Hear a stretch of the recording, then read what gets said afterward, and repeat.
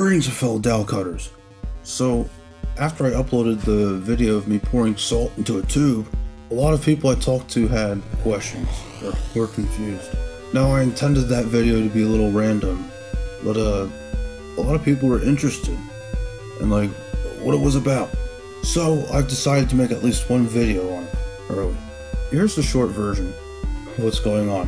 I have the nerve pain thing, and it's best prevented by being cold. So I'm making some sort of cooling suit. That's my big project here. They'll help me do a lot of things.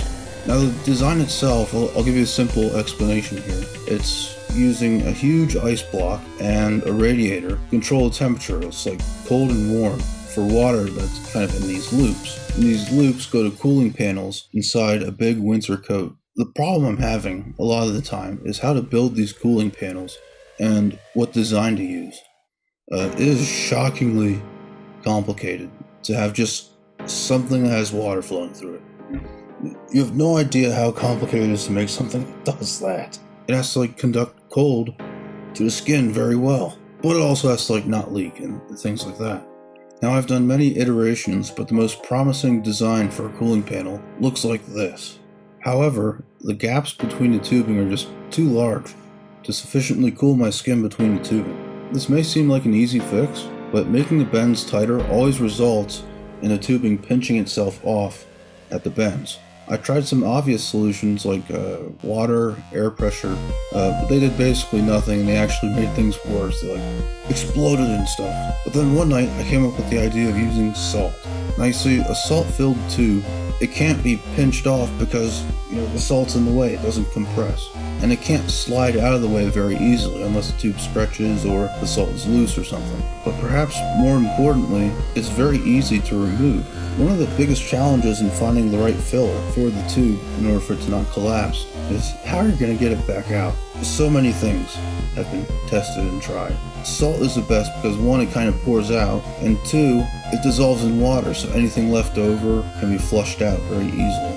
It turns out that plumbers use a similar technique sometimes to bend copper tubing. They actually fill it with sand instead. Now there's two other changes that I'd like to attempt in this cooling panel design. One of them is going to be using thinner tubing so that it can, it cools down faster. PVC is an insulator, so the less you have of it, the better. And the other thing is just the length. I'm going to use several panels instead of 3 longer ones. It just isn't really a big change. So, for the rest of this video, I'm going to show you what I do with this salt-filled tube and how it goes down. If it works or doesn't work, we'll see. Let's begin!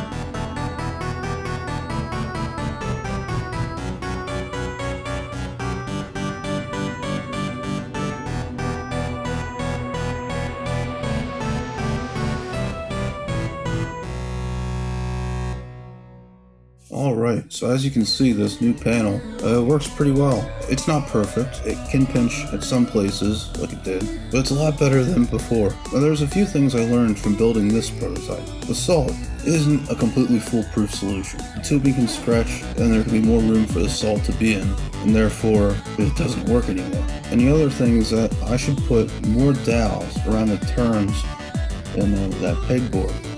That way, you know, the tubing could be like this, but it can't stretch out like that. It just is forced to be in a circle.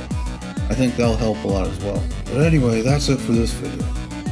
I hope you guys found it interesting, or understand the salt movie thing a little better. Yeah, let me know if you enjoy this kind of stuff. I could make more videos of this. Nothing super complicated, but I do have time sometimes. So yeah, thank you all for watching. And as always, bye!